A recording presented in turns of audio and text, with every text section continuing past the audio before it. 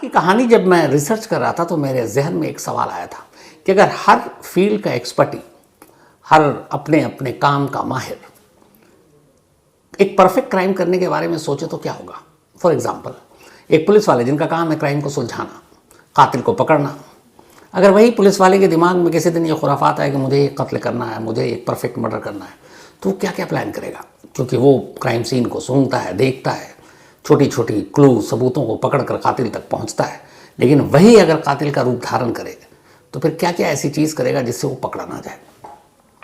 एक forensic expert जिसके लिए क्राइम सीन सबसे इंपॉर्टेंट होता है, पुलिस की जो मदद करता है, वहाँ पे फिंगरप्रिंट से लेके डीएनए सैम्पलिंग, बाकी छोटी छोटी चीज़ें।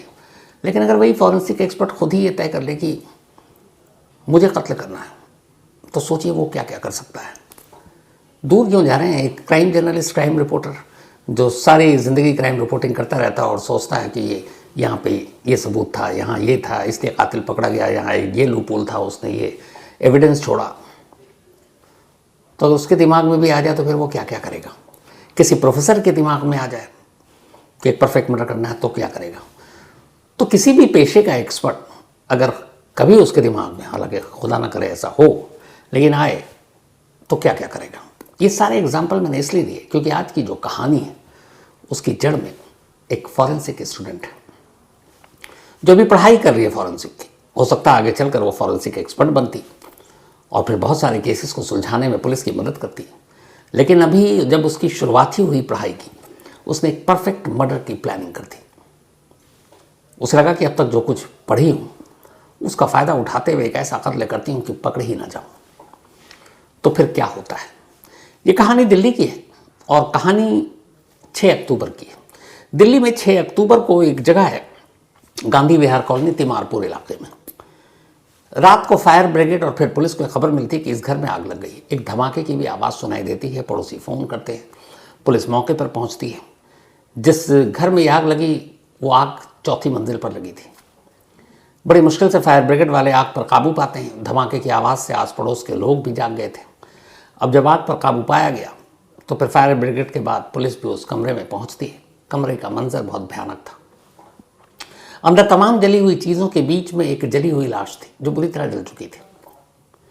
जब पता करती है पुलिस तो पता चलता है कि ये लाश इसी कमरे में किराए पर रहने वाले 32 साल के एक नौजवान जिसका नाम है रामकेश मीणा, उसकी है, क्योंकि और कोई घर में रहता नहीं था। जब पुलिस ने तफ्तीश की तो पता चला कि रामकेश मीणा यहाँ पिछले काफ़ी वक्त से रह रहा था और यहाँ रहकर वो यूपीएससी की तैयारी कर रहा था। शायद उसका सपना आईएएस और आईपीएस बनने का था, तो यहीं पढ़ाई कर रहा था। अब इसके बाद फॉरेंसिक टीम भी मौके पर पहुंचती है। इधर लाश को उठाकर मुर्दाघर भेज दिया जाता है। अब पुलिस तफ्तीश करती है। घर की सारी चीज़ें जली हुई थी। सिलेंडर, जो गैस सिलेंडर था घर के अंदर, किचन वाला, वो ब्लास्ट में उड़ चुका था। सारी चीज़ें बिखरी पड़ी थी। ऐसी कोई चीज़ नज़र नहीं आई जिससे पुलिस को ज़रा भी शक हो। जिसने भी देखा क्राइम सीन को यही था कि एक हादसा है, सिलेंडर में ब्लास्ट हो गया। पहले तो ये था कि शायद एसी में ब्लास्ट हुआ है, लेकिन सिलेंडर के ब्लास्ट की वजह से एसी भी डैमेज हो गया था। लेकिन ये था कि एक हादसा है और वो भी सिलेंडर ब्लास्ट। अब लाश को भेज दिया गया पोस्टमार्टम के लिए। पुलिस अपनी तफ्तीश शुरू करती है। तफ्तीश के नाम पर और कुछ था नहीं। जो सबसे आसान तरीका आजकल पुलिस ने सबसे पहले कहा, चलो आसपास के सीसीटीवी कैमरे को खंगालते हैं कि उस रात को ऐसी अनहोनी अजीब चीज़ तो हुई नहीं थी। जब पुलिस 4 और 5 अक्टूबर की रात, यानी इस हादसे से पहले और हादसे वाली रात, क्योंकि हादसा हुआ था रात के करीब 2 बजे के बाद, तब तक तारीख 5 से 6 अक्टूबर हो चुकी थी, तो 5 अक्टूबर की रात और 4 अक्टूबर की रात सारे सीसीटीवी फुटेज पुलिस खंगालती है। जब पुलिस सीसीटीवी फुटेज को खंगालती है तो अचानक एक तस्वीर पर नज़र पड़ती है। 2 लोग जिनका चेहरा नकाब से ढका हुआ है, लेकिन तस्वीर से साफ है कि इनमें एक लड़का और एक लड़की है। इसी घर में दाखिल होते हुए नजर आते हैं, लेकिन दोनों ने अपना चेहरा ढक रखा था। अब कोरोना या मास्क वाला सिचुएशन तो है नहीं, तो ये बात बड़ी अजीब लगी पुलिस को। या दिल्ली में इतनी ठंड या वो भी नहीं है कि 2 लोग देर रात एक घर में दाखिल हो रहे हैं और दोनों ने अपना चेहरा ढक रखा है। इस एक सीसीटीवी की तस्वीर से पुलिस को लगा कि कहीं ये हादसा की बजाय कोई साजिश तो नहीं है। अब दिमाग घूमा, लेकिन मुश्किल ये थी कि अब वो दोनों कौन है, चेहरा ढका हुआ है, कैसे शिनाख्त करें। खैर पुलिस अपनी तफ्तीश में लग गई। अब पुलिस का एंगल ये है कि एक साजिश है, क्योंकि वो जो तस्वीर दिखा रही है वो ये कि इस घर में जब आग लगी उससे करीब 40 मिनट पहले ये दोनों उस घर के अंदर दाखिल हुए और ये दोनों जब बाहर निकलते हैं उसके चंद मिनट के बाद ही आग जोर पकड़ती है और एक धमाका होता है। तो क्या ये दोनों उस घर में थे जब ये हादसा हुआ? क्या इन दोनों ने जानबूझकर आग लगाई? अब पुलिस के सामने ये सवाल, और पुलिस को लग रहा है कि नहीं, ये मामला अब साजिश का ही है, हादसे का नहीं। लेकिन फिर फॉरेंसिक एक्सपर्ट की टीम आती है और पुलिस भी मौके पर क्राइम सीन को देखती है और अचानक अब तक जो आया था इस एक सीसीटीवी फुटेज से कि एक साजिश है, वो बुलबुला बनकर रह गया। क्योंकि फॉरेंसिक एक्सपर्ट ने यह देखा कि घर में जो एंट्री का दरवाज़ा था एक ही डोर था, उस दरवाजे की कुंडी अंदर की तरफ से बंद थी। अब अंदर की तरफ से बंद थी तो इसका मतलब है जो उस घर के अंदर होगा उसी ने बंद किया, फिर तो बाहर से कोई आ नहीं सकता। और अंदर सिर्फ एक रामकेश। तो सीसीटीवी की 2 तस्वीरें, लेकिन इधर कुंडी का अंदर से बंद होना। पुलिस को लगा वो खामोखा शक कर रही है, ये एक सिंपल हादसा है, एक सिलेंडर ब्लास्ट है जिसकी वजह से आग लगी और ये मौत हो गई।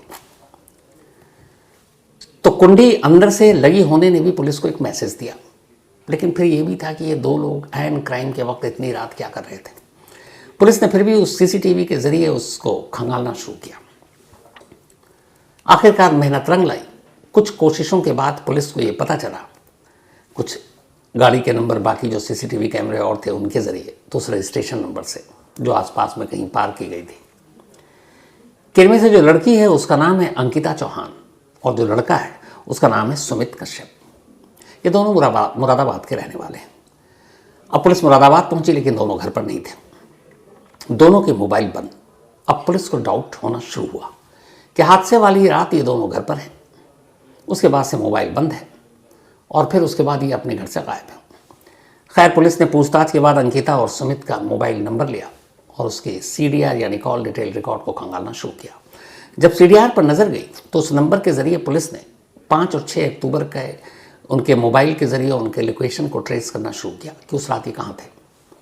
सीसीटीवी में वही दोनों थे, चेहरा ढका हुआ था, लेकिन कॉल डिटेल और लोकेशन ने ये पुख्ता कर दिया कि ये दोनों 5 और 6 अक्टूबर की रात रामकेश के उसी फ्लैट में थे जहाँ आग लगी थी। अब ये पुख्ता हो गया, इनका गायब होना, इनका मोबाइल बंद होना, ये सारी चीज़ें अब शक पैदा कर रही हैं। लेकिन फिर लास्ट में पुलिस आकर रुक जाती है एक जगह पर, वो ये कि अगर घर की कुंडी अंदर से बंद है तो फिर ये साजिश कैसे हो सकती है, फिर तो ये एक हादसा ही है।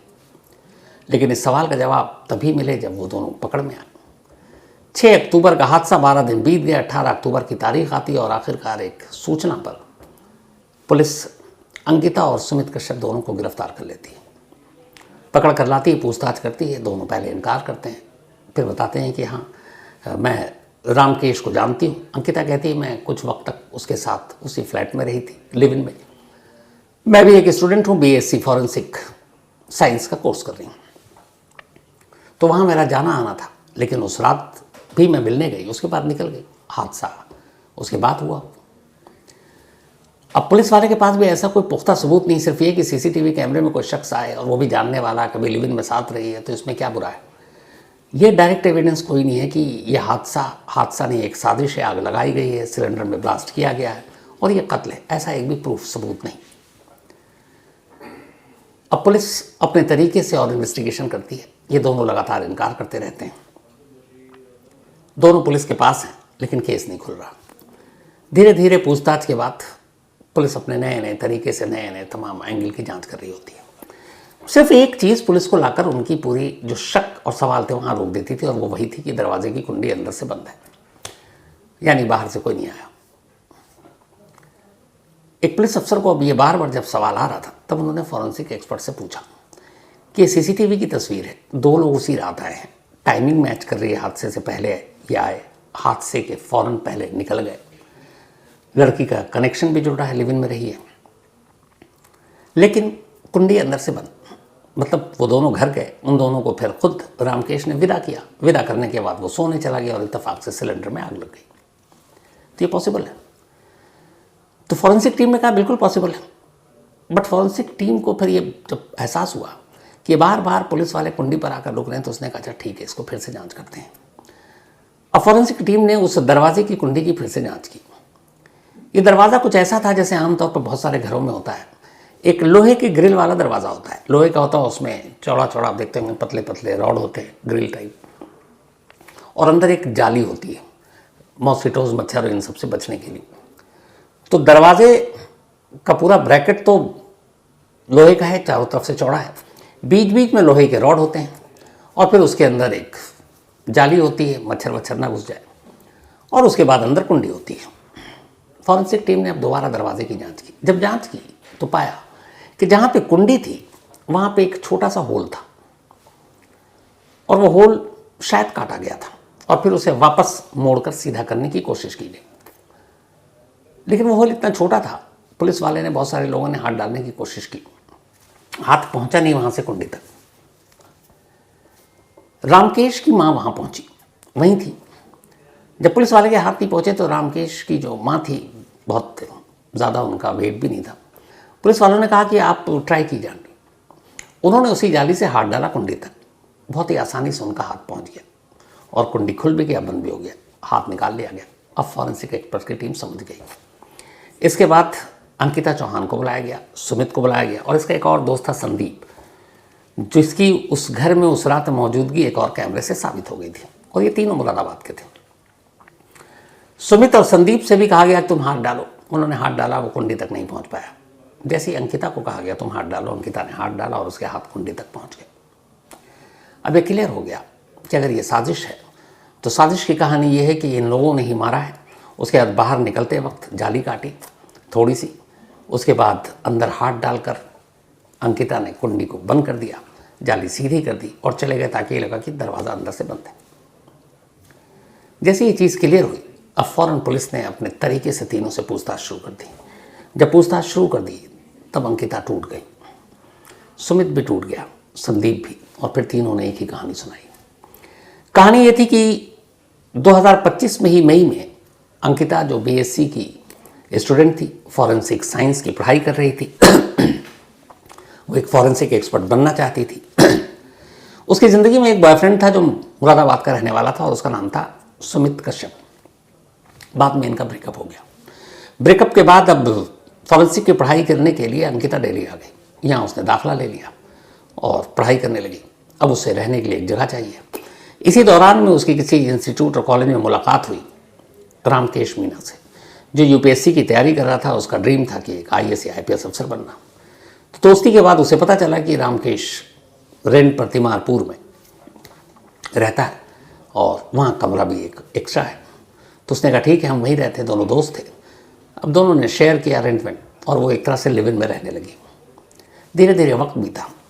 एक रोज़ अंकिता को पता चला कि रामकेश ने उस घर में रहने के दौरान उसकी कई सारी ऑब्जेक्शनेबल तस्वीरें और वीडियो अपने लैपटॉप में सेव कर लिया। आपत्तिजनक तस्वीरें थी। जब अंकिता को पता चला, उसने रामकेश से कहा कि देखो ये सब डिलीट कर दो, ये ठीक नहीं। रामकेश ने कहा ठीक है करूँगा, लेकिन वो करता नहीं था। धीरे धीरे वक्त बीता। अंकिता को गुस्सा आना शुरू हुआ। उसे लगा कि ये शख्स उसे बदनाम करने की कोशिश कर रहा है। तभी उसने एक रोज़ अपने एक्स बॉयफ्रेंड सुमित कश्यप को फ़ोन किया और उसने कहा कि ऐसे ऐसे मेरे साथ हुआ, मेरी कुछ तस्वीरें हैं जो रामकेश के लैपटॉप में हैं और वो डिलीट नहीं कर रहा है। आगे चलकर इससे मेरी बदनामी हो सकती है।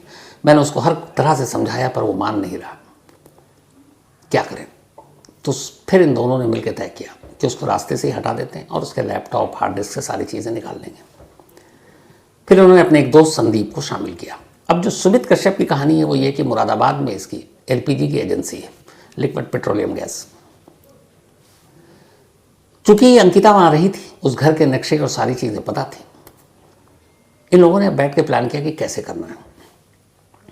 अब यहाँ दो एक्सपर्टी रखने वाले, एक जिसको एलपीजी की जानकारी थी, दूसरी जो फॉरेंसिक की पढ़ाई कर रही है और बेसिक जानकारी थी कि क्राइम सीन में क्या क्या हो सकता है, क्या क्या चीज़ें पुलिस को उलझा सकती हैं। दोनों मिलकर अब प्लान कर रहे हैं। लंबी प्लानिंग के बाद ये तय हुआ कि पहले रामकेश को मारेंगे गला घोंट कर।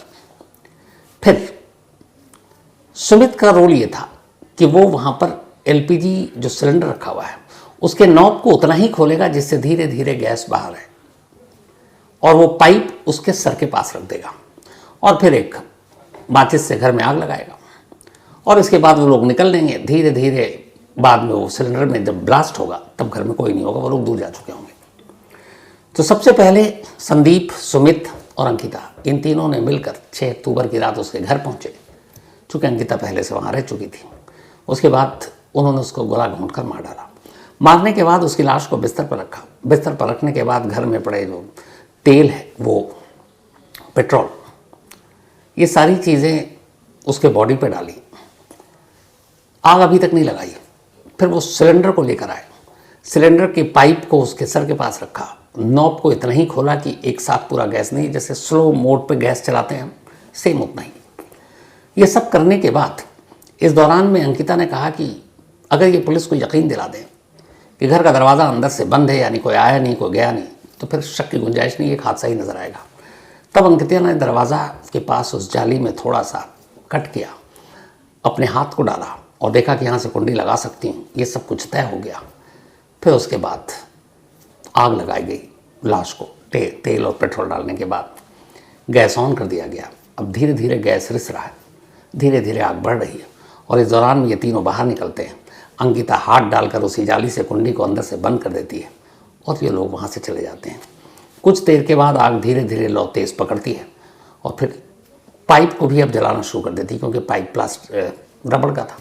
और धीरे धीरे इसके बाद उस सिलेंडर तक पहुंचती है और सिलेंडर में धमाका होता है।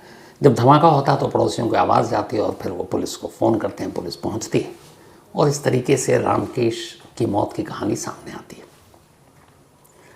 तो अश्लील तस्वीरों की वजह से अंकिता ने यह कत्ल किया।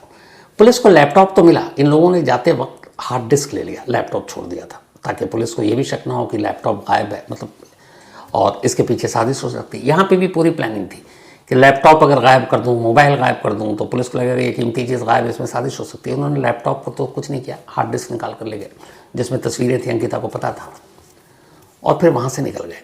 तो फुल प्रूफ प्लानिंग करने की कोशिश की थी एक फॉरेंसिक स्टूडेंट ने, एक जिसे सिलेंडर की जानकारी थी, और लगभग ये कामयाब हो गए थे। लेकिन वो जो कुंडी वाली बात थी, फॉरेंसिक एक्सपर्ट ने उसको पकड़ लिया। तो एक स्टूडेंट होता है, एक टीचर होता है। अभी अंकिता एक फॉरेंसिक की स्टूडेंट थी और जो क्राइम सीन पर पहुंचे थे वो उसके उस्ताद थे। तो उन्होंने उस चीज़ को पकड़ लिया कि इस कुंडी को बाहर से हाथ डालकर बंद किया और इस तरीके से ये केस खुल गया। शुरुआत में मैंने कहा था कि अगर हर टीम के एक्सपर्ट ये सोचना शुरू कर दें कि मुझे एक परफेक्ट क्राइम करना है, तो सोचिए कितना खतरनाक हो जाता है। पूरा करियर पड़ा था, फॉरेंसिक की पढ़ाई थी, आने वाले वक्त में क्या पता वो एक बेहतरीन इन्वेस्टिगेटर होती, पुलिस की मदद करती, लेकिन अब शायद पूरी ज़िंदगी, पूरी उम्र उसे जेल में काटनी होगी। तो ये थी आज की कहानी।